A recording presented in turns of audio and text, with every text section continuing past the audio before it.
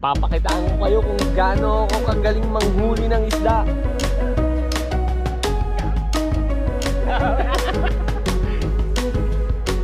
Hindi na naman siya, oh.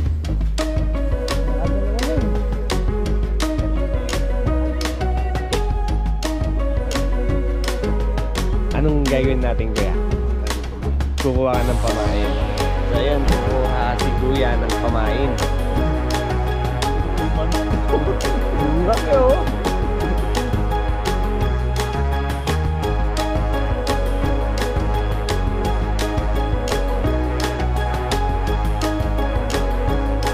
Hello mga bista, good morning. So ayun po, ang aga natin gumising ngayon dahil may pupuntahan po tayo, no? Sasama tayo para mamingwit. At ito, araw po ng Sabado dito sa bansa ng Saudi Arabia. At ang oras po natin ay 3:53 na po ng umaga. So yun, nagkayayaan kami kagabi ni Kuya Glenn para mamingwit. At yun yung susubukan natin ngayon. So ito, papunta na po tayo sa bahay ni Kuya Glenn, malapit dito sa atin. Gusto ko kasi ma-experience paano mamingwit. Gusto ko matuto.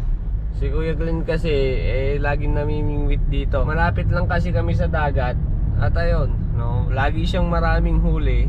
Iniisip ko, napakalaking bagay na yun, no, pag makahuli ka ng medyo marami-rami at malalaki, no, malaking tipid na yun. Kaya gusto ko rin matuto mamingwit, sayang kasi. So yun guys, nandito na tayo kay Kuya Glenn. So, sarado pa ata siya. Babaan natin. Sarap pa ata tulog nito, ah. Kaya wala na, tulog ka pa. Wala ka palang kausap eh. Inaway agad eh. So yun guys, naglalagay na kami ng mga gagamitin dito sa kanyang sasakyan. Ayan yung mga pamingwit niya. So yun guys, paalis na kami ni Kuya. Ayan, convoy na kami. Susundan ko na lang siya kung saan kami pupunta. Ayos dito, no? Manghingisda lang, tagi-tigisi pa ng kotse. Ayan, dito na kami sa gilid ng lake, dito sa may Azizia. Pero hindi raw kami pupunta rito eh. Kala ko dito lang kami mamimingwit. Sa ibang lugar daw kami mamimingwit. Anong gagawin natin, Kuya? Tayo ng pamain. Kukuha ka ng pamain. So ayan, kukuha si Kuya ng pamain dito sa may gilid ng lake.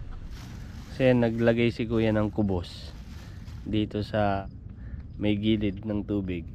So ayan, may mga maliliit na isda na kumakain nung tinapay na nilagay ni Kuya.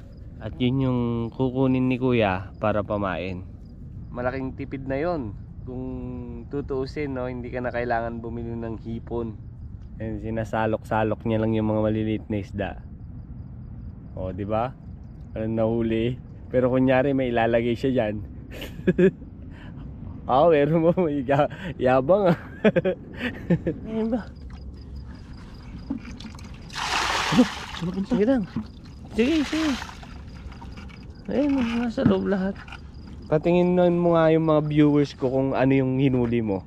Kahit isang piraso lang.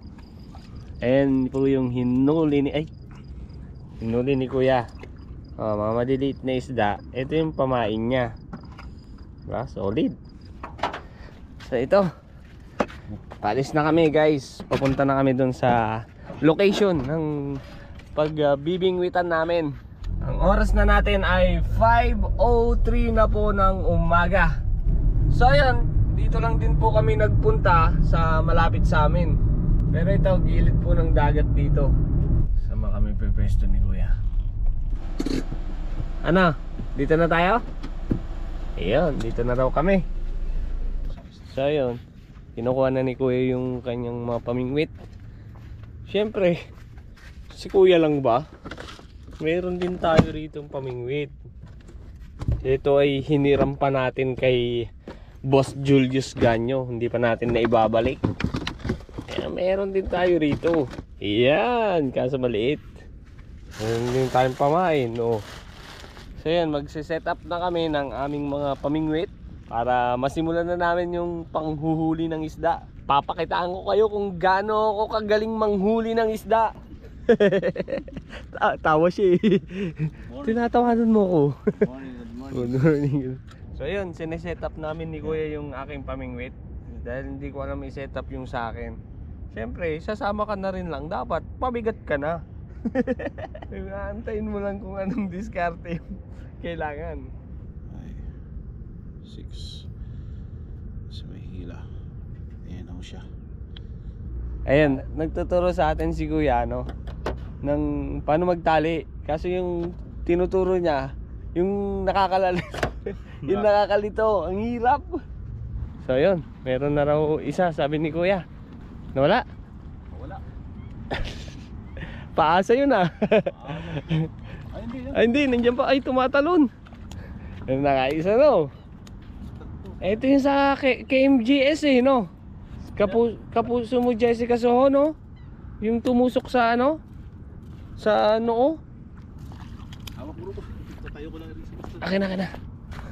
Nahuli na ako. So yun, nakakuha na agad yung kababato ni Kuya. Meron din ako, kala niya. Ayun, parehas oh. Pares nguso. Hawak. Ha, Hawak dito. hawakan dyan. Tapos kapit. Kapit. Hawak mo na yung nylon, tapos i-open mo ito. Ha, Ngayon, pag itatapon mo na, ganyan, yung ikot.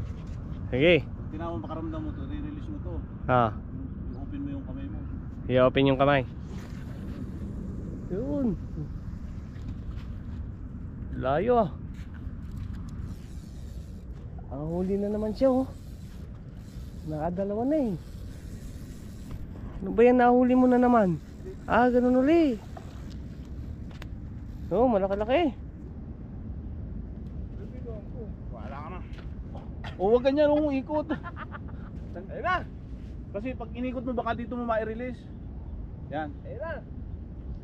Yan! Diyan malawit eh. Nagtitrip lang eh. So yun guys, nandito pa rin kami. At ang oras po natin ay 6:30 na po ng umaga. So yun no, sobrang pawis na. Tapos wala pa akong nakukuha. Si Kuya Glenn pa lang yung nakakakuha. No, nakakadalawa pa lang siya. Ako wala pa. Nilagyan na ni Kuya Glenn ng palitaw yung ano ko eh, yung pamingwit ko kasi naiinip ako no. Hindi ko makita kung may kumakain ba o may tumutuka ba sa may tumutuka ba sa aking pamingwit. Kaya ayun, nilagyan niya na lang ng ano, palitaw. Nilagyan niya ng palitaw yung palubog. Maaraw talaga. Ano ba natin? Takbo natin. Huli na naman. Malaki-laki to. Kumila. Akala ko ayaw ko mapapailahin eh.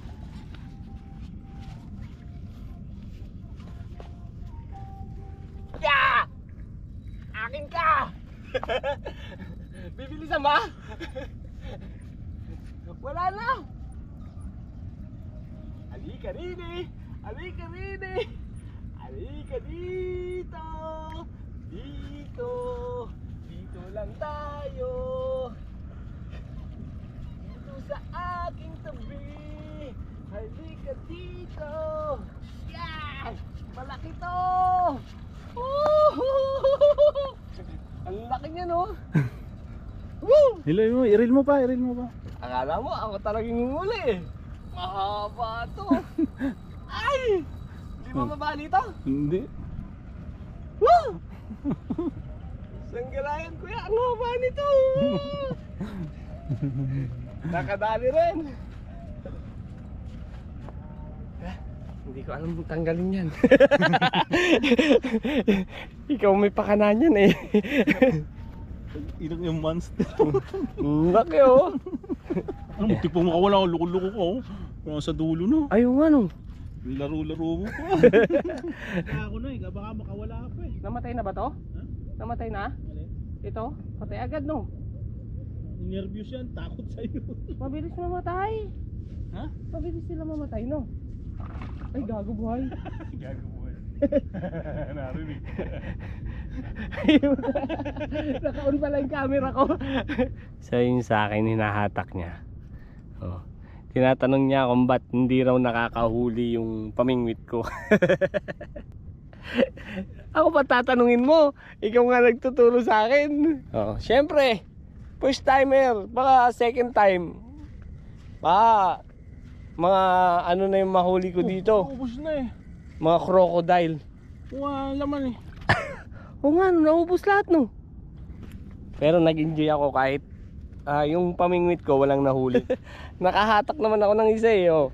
So ito, magliligpit na ako no, ng aking mga gamit. Dahil 7:30 na po ng umaga rito. At mainit na. So makikita nyo naman yung sikat ng araw. At hindi lang dahil sa mainit kaya tayo uuwi. Dahil may biyahe pa tayo ng alas 9 ng umaga no.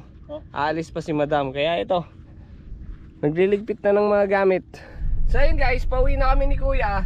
At ayun, nakatatlo lang siya no. Ako nakawala. Wala akong nahuli.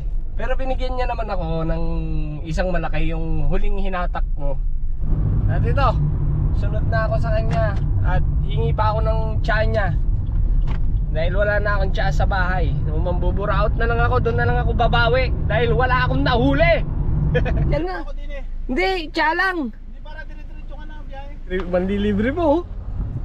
Manlilibre pa. Dapat nga ako yung manlilibre. Dahil ano, ako yung nagpaturo sa kanya. Pero tignan mo naman oh, siya pa yung nagyaya na manlibre oh. So yun po guys, nailibre na ako ni kuya no. Dito uli kami bumili sa aming laging bilihan ng tsaa. So yun guys, siguro hanggang dito na lamang po uli ang aking video. Hanggang sa muli. Ingat po kayo lagi mga bihista. Salamat po sa vlogger. So yun. Saka pasensya na sa pag kung nahirapan siyang humatak ng isda. So yun, hanggang sa muli guys. Ingat po lagi. Bye bye. Bye bye.